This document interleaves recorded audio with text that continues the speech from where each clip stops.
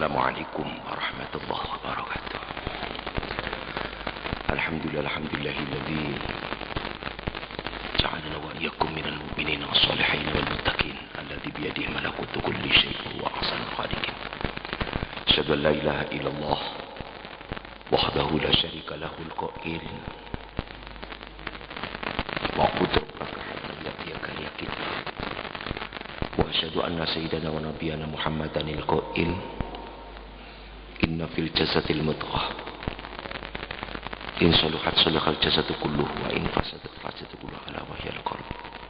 Allahumma shalli wa sallim wa barik ala sayyidina Muhammad sallallahu alaihi wasallam bi amakilah kama syarafa karrama Ibrahim khalil wa sallama tasliman katsir amma ba'du. Hadirin para jamaah salat subuh Masjid Agung Jamek, muslimin muslimat rahimakumullah. Pertama, kita bersama panjatkan syukur di pagi hari ini kita masih diberikan anugerah hidayah, masih bisa melakukan ibadah dengan baik. Mudah-mudahan diikuti dengan wirid, kemudian berdoa dan majelis ta'lim. Semuanya ini bersentral kepada bengkel hati.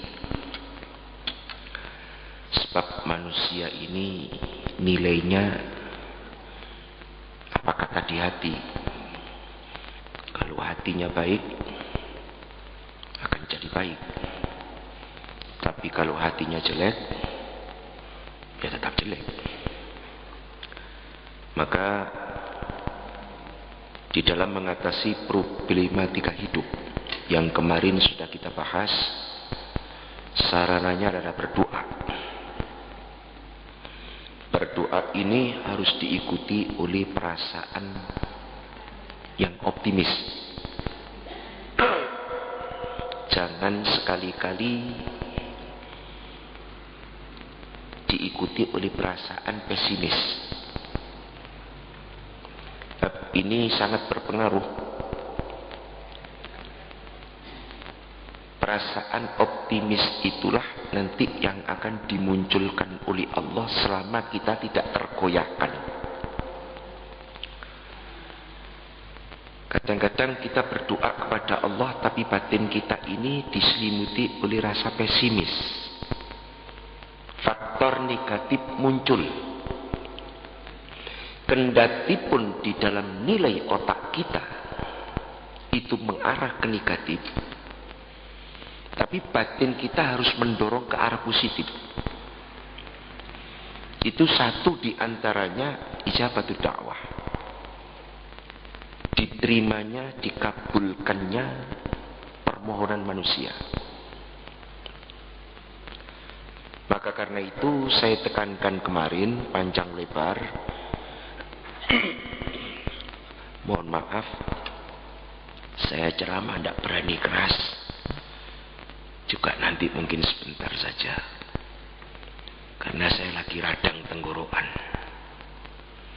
Oleh dokter tidak boleh sementara bicara, tapi ya pelan-pelan lah.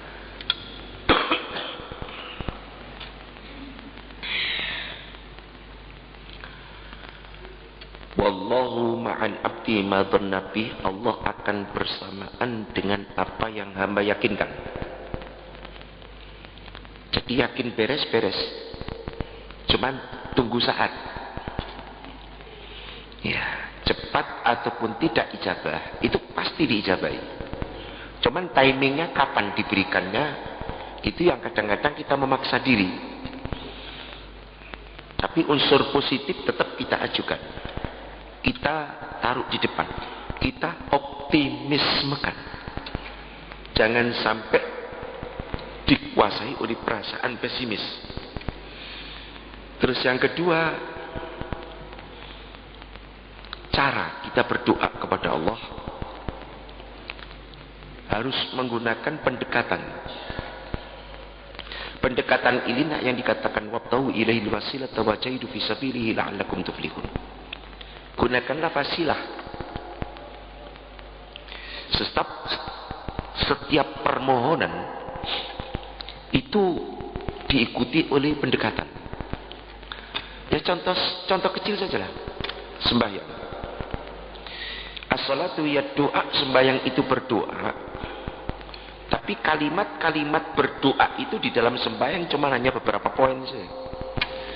Sebelum poin permintaan ini dilakukan, sebelumnya ini ada yang harus kita ucapkan. Contoh kecil, Fatihah. Fatihah ini umul kitab, inti sarinya Al-Quran. Sampai Nabi katakan Al-Fatihatu lima quri'atlah. Fatihah itu dibaca untuk apa? Nah, Fatihah ini kalau kita baca di dalam sembahyang, otomatis tujuannya untuk meminta. Sedang kalimat meminta itu cuma yang diletakkan di kalimat ihdinas siratal mustaqim. Selesai. Tapi kalimat sebelum kita ucap ihdinas siratal mustaqim, kita baca dulu mulai bismillah. Alhamdulillah. Ar-Rahmanir-Rahim. Maliki yaumiddin. Iyyaka na'budu wa iyyaka nasta'in. Baru ihdinas siratal mustaqim. Ini kan sudah menggambarkan semacam kita dituntun oleh Allah untuk berpikir bahwa kita sebelum bermohon itu berbanyaklah berzikir-zikir kepada Allah, memuji kepada Allah, mengakui kuasa Allah, memasarkan diri kepada Allah. Yang kedua, setelah itu kita rukuk, subhana rabbiyal azimi wa bihamdi. Kemudian i'tidal, sami Allah liman hamidah, memuji. Kemudian sujud, subhana rabbiyal a'la, bertasbih. Kemudian duduk. Duduk ini berdoa. Rabbi firli warhamni wajburni warfa'ni warzuqni wahdini wa'afini wa'afini. Kepentingan hidup kena semua ini. Sudah komplek. Terperinci sekali. Permintaan ini tidak dilakukan terkecuali setelah kita bertasbih. Tasbih itu sunnah, tidak wajib di dalam sembahyang. Ya. Berarti di sini diekstrakan oleh Allah kalau Anda sekalian mau berdoa, sudilah kiranya melakukan wasilah-wasilah seperti dzikir, tasbih, istighfar dan seterusnya. Ini sangat berpengaruh tinggi sekali. Contoh di dalam Al-Quran banyak sekali. Di dalam berdoa kepada Allah menggunakan wasilah. Dan wasilah ini rata-rata yang dilakukan oleh para rasul, para nabi yang ada di dalam Al-Quran, itu selalu mengintrospeksi diri dulu. Kalau sekarang kan enggak. Orang akan menyelesaikan perkara, adu argumen, hujan sumpah. Astagfirullah. Kalau setiap pribadi manusia memiliki hati yang sudah tidak benar, tidak akan selesai. Lihat Nabi Adam.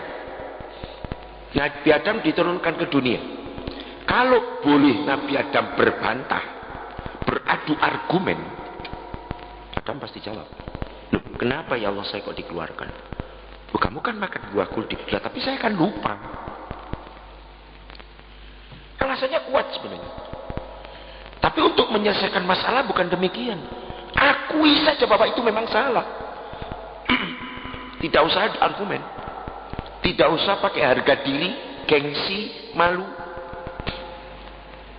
Rabbana zalamna anfusana wa illam taghfir lana wa tarhamna lanakunanna minal khasirin. Ya Allah, diri kami telah sesat, telah zalim. Andaikan tidak Kau ampunkan ya Allah, saya akan jadi hamba-Mu yang terkutuk untuk selamanya. Jadi untuk mengislah, untuk memperbaiki, itu kuncinya menyadari diri dulu. Semua. Nabi Yunus ditelan ikan kut. Apa dia bilang? La ilaha illa anta subhanaka inni kuntu minadh dhalimin. Padahal kalau boleh adu argumentasi, Nabi Yunus bisa jawab. Fanada fi dhulumati la ilaha illa anta subhanaka inni kuntu minadh dhalimin. Kenapa Yunus itu sampai terjadi demikian? Kan ceritanya begini. Nabi Yunus itu diperintahkan dakwah di satu daerah.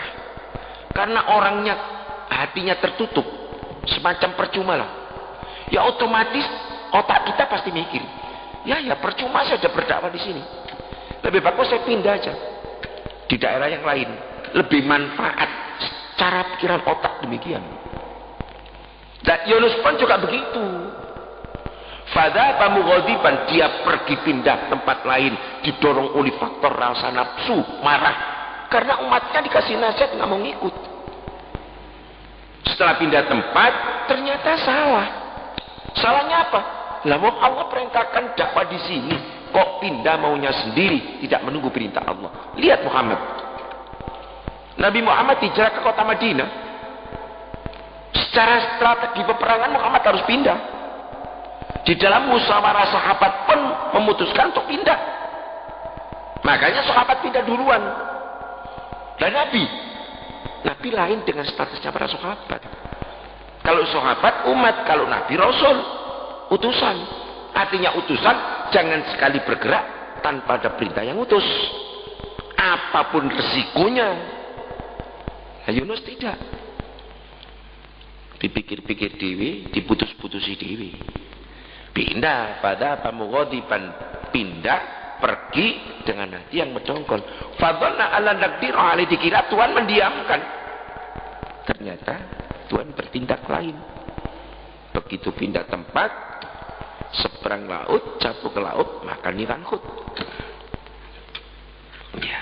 Nah, andaikan Yunus itu menggunakan argumen, loh ya Allah, saya diadab seperti ini, salah saya apa? Lah kamu pindah tempat, lah umatnya mokong-mokong ya Allah. Lah kalau terus saya tidak percuma, langsung saya lah kalau pindah mau lebih manfaat. Andaikan dia mau adu argumen pasti jawab begitu. Tapi untuk mengislah satu permasalahan, jangan. Akhirnya dilakukanlah oleh Nabi Yunus dengan bertasbih, la ilaha illa anta subhanaka inni kuntu minadh dhalimin. Pengakuan diri saya tergolong orang yang zalim ya Allah. Semua nabi-nabi rasul dalam Al-Quran historisnya begitu semua. Ini untuk menyelesaikan masalah. Jadi di dalam mencari ijabatul dakwah, doa itu supaya diterima, satu hati harus yakin, arahkan ke nilai positif. Yang kedua, gunakan wasilah banyak mungkin. Yang ketiga, mengintrospeksi diri bahwa diri kita itu banyak salah. Tidak usah korek-korek saya salah apa. Tidak usah.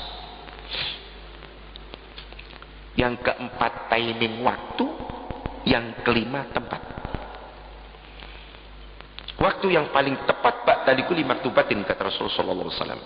Setiap sesudah sembahyang, utamanya sembahyang wajib. Makanya berjadinya setelah sembahyang wajib disunahkan wiritan. Wiritannya didahulukan apa?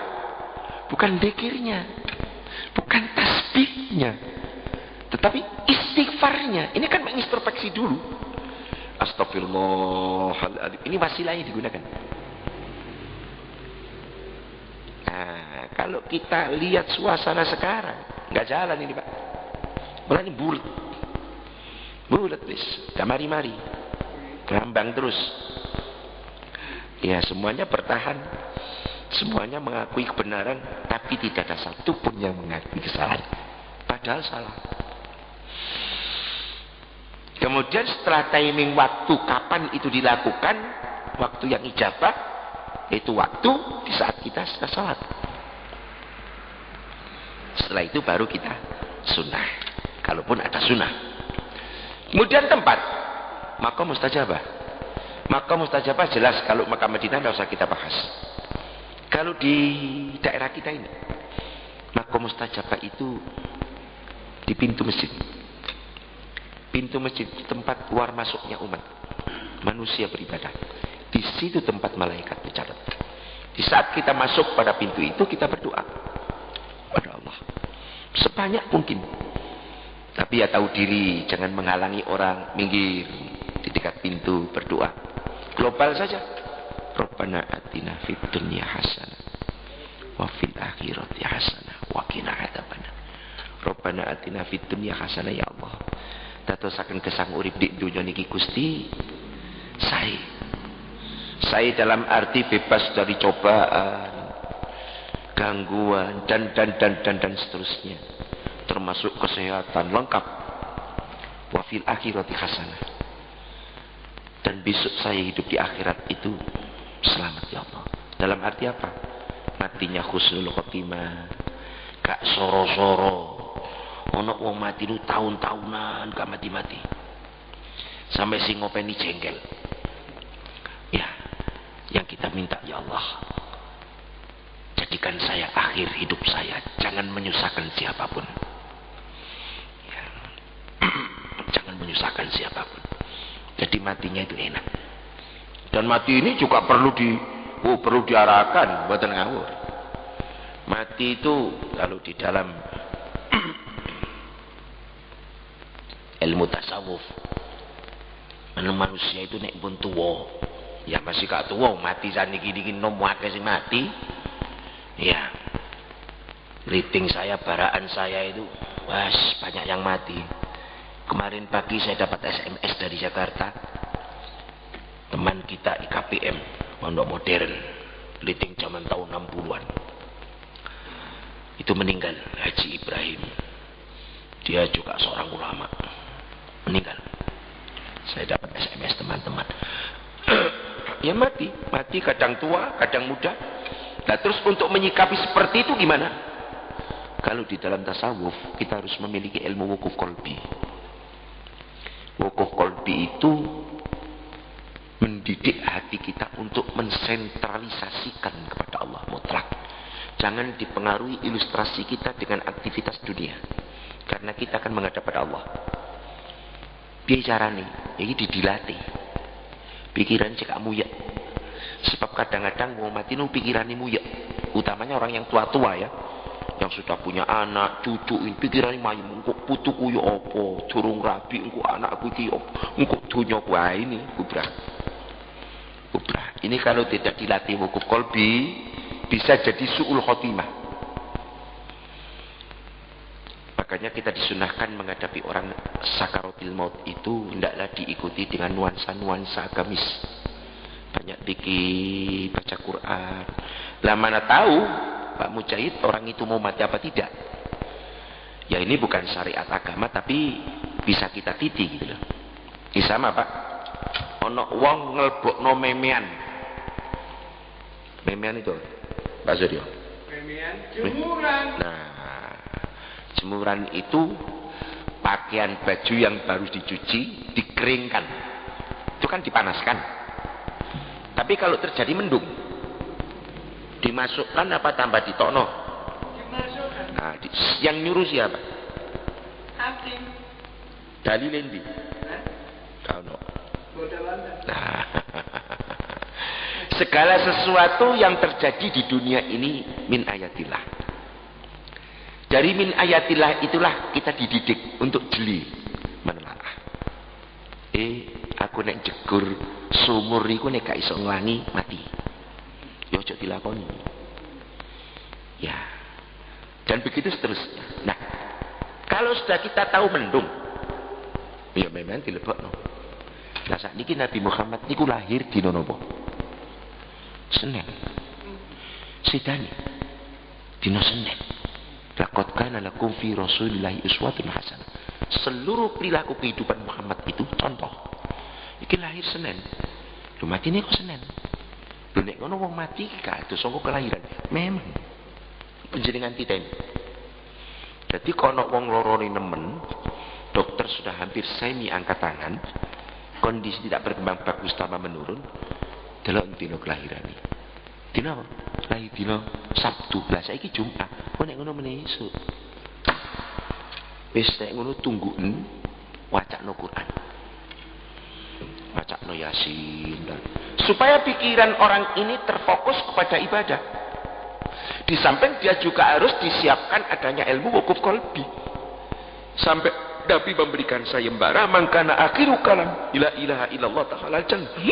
Yang siapa orang akhir hayatnya ucapan lisan terakhir kalimat Allah, masukkan surga. Mboten cocok niku Pak Mujahid. Oh gak cocok. Surga neraka lak ditimbang, itu hukum. Allah punya hak. Allah punya hak.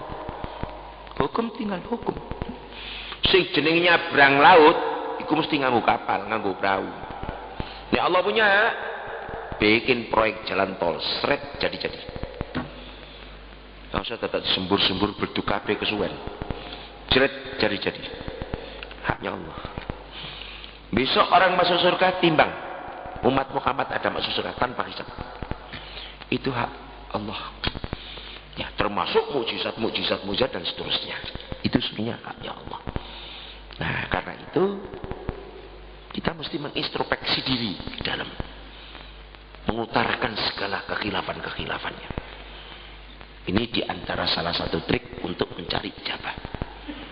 Ya, sampai wafil akhirati hasanah, di dalam akhir hidup kita itu supaya jadi enak, kita selalu berdoa. Sampai mati itu sulit, Pak. Sulit. Berat.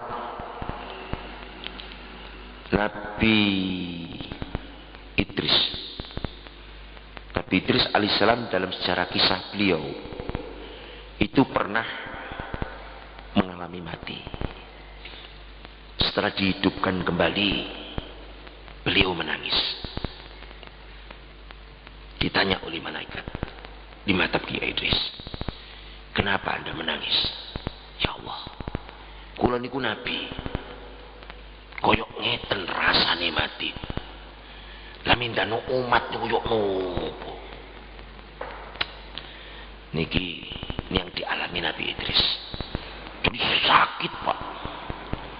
Nah, di saat kita mengalami kesakitan seperti itu, ada makhluk satu yang ingin menggelincirkan masuk ke su'ul khotimah, iblis. Di saat itu nampak dan membujuk. Anda sekian lama menyembah kepada saya, mau masuk surga, ke surga saya, neraka, dan neraka saya. Dia ikut, melok, buyar, Pak, buyar. Dan penjenengan mau pertimbangan siapa? Mau nanya, kalau tonggo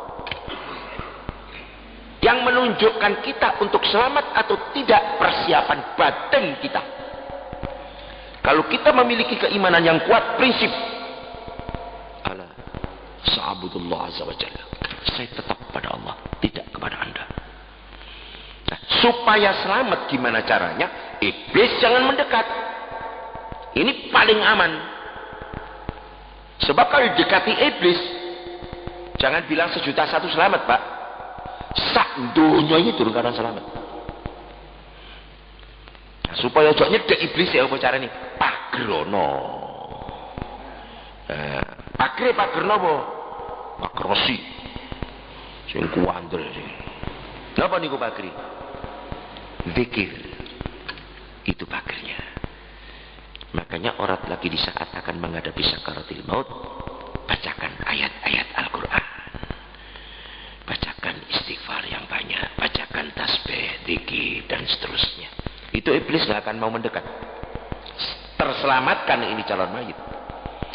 Ingkanatil janazatu salihatan qalat qaddimuni wa ingkanatil janazatu ghairu salatil khalat wa lisan sabah yasma'u sautakun silan sami. Oh, ini hadisnya. Kalau sudah itu mati, mulai mandikan, kafani, berangkat.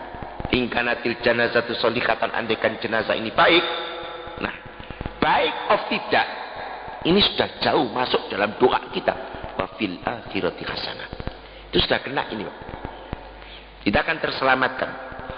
Qalat qaddimuni, andaikan ini jenazah orang yang bagus, itu ngomong. Cepet norek, cepet. Sebab dilihatkan alam kuburnya seperti alam surga. Wa in kanatil janazatu ghairu solikatin, tetapi kalau jenazah ini orang yang tidak bagus, alam kuburnya sudah dinampakkan alam neraka. Qalat wailata, ulqa nanti ojo. Yasma'u sauta kulla syai'in ilal insan, suara mayit didengar seluruh makhluk kecuali manusia yang memang sengaja Allah tidak dengarkan. Lau sami'ahu sa'iqah, andekan orang yang hidup bisa mendengarkan suara orang yang mati, kasih do budal nang kuburan, Pak, dibiukno di dalan melayu kabeh. Ya, akhirnya diantarlah ke kubur Ada yang ditalkin. Orang komentar, mau mati dijak ngomong. Gak kena ya. Mau mati kok dijak ngomong. Ya. Mau sosok nyambung. Sekarang kita pikiran kita itu bukan pikiran lahiriah. Tapi pikiran religius batiniah. Urusannya urusan batin roh. Masih komunikatif itu Pak. Mati itu kan lepas nyalurkan jasad. Kita taruh. Roh masih komunikasi dengan roh. Komunikasi dalam sisi apa? Dalam sisi apa saja. Bisa diajak bicara? Bisa. Mana buktinya? Orang yang mati di kuburan. Kita lewat. Kita disyariatkan itu surah Al-Salam. Assalamualaikum. Ya ahla diyar. Minal mu'minin muslimin. Insyaallah lakum afiyah. Diajak bicara. Nyambung. Jawab. Cuman jawaban sang mayit ini, para arwah ini nggak bisa didengar oleh yang hidup. Dan ini dirungokno krungu, Pak. Assalamualaikum. Mampir Pak Mujahid, motor. Buyar. Iya. Nah, ini suasana yang kayak begini ini sudah dalam masuk kategori wafil akhirati hasanah. Nah, jadi lalu kita berdoa di pintu masjid. Waktu masuk itu cukup dengan doa ini. Cuma ilustrasi pikiran kita sudah merambah ke seluruh kepentingan duniawi sampai ukhrawi, kena semuanya. Dengan penuh keyakinan optimisme yang tinggi. Insya Allah akan dijabai oleh Allah Subhanahu wa Ta'ala. Ini saja yang bisa saya sampaikan. Ya, karena Qur'annya sudah terasa panas. Mudah-mudahan ada manfaat dan gunanya. Usikum wa nafsiya bitaqwallah. Al-Fatihah. A'udzubillahi minasyaitonir rajim. Bismillahirrahmanirrahim. Alhamdulillah rabbil alamin arrahmanir rahim maliki yaumiddin iyyaka na'budu wa iyyaka nasta'in shiratal mustaqim shiratal ladzina an'amta 'alaihim ghairil maghdubi 'alaihim waladdallin amin. Allahumma shalli wa sallim wa barik walhamdulillah rabbil alamin. Rabbana taqabbal minna innaka antas samiul 'alim. وتب علينا إنك أنت التواب الرحيم. ربنا اغفر لنا ذنوبنا وكفر عنا سيئاتنا وتوفنا مع الأبرار. ربنا لا تزغ قلوبنا بعد إذ هديتنا وهب لنا من لدنك رحمة إنك أنت الوهاب. يا رحمن يا رحيم يا عزيز يا قوي يا متين يا مجيب السائل على كل شيء. يسر لنا ولا تعسر لنا يا الله. ويسر لنا من حاجة إليك يا الله. يا ميسر يسر ولا تعسر حاجاتنا أمورنا أهلنا وذرياتنا وكذلك أنا قررتنا أنني يا الله يا الله يا الله نسألك الإجابة ونسألك السلامة ونسألك المغفرة ونسألك العفو ونسألك الهداية ونسألك الشيخ ونسألك الدرجة ونسألك حسن الخاتمة ونسألك الجنة خالدين فيها أبدا. اللهم اجعلنا وإياهم من خير ومن علي العلم والتقوى والهدى والغنى والسلام والسعادة أهلنا وذريتنا أولادنا وبناتنا يا الله. ومن حجت إليك من جماعتنا هذه كله. ربنا آتنا في الدنيا حسنة وفي الآخرة حسنة وقنا عذاب النار. وصلى الله على محمد النبي الأمي وعلى آله وصحبه وبارك وسلم. الفاتحة. أعوذ بالله من الشيطان بسم الله الرحمن الرحيم. إياك نعبد وإياك نستعين صراط المستقيم صراط الذين أنعمت عليهم غير المغضوب عليهم ولا الضالين آمين. بالله التوفيق والهداية والرضا والعناية والسلام عليكم ورحمة الله وبركاته. Waalaikumsalam.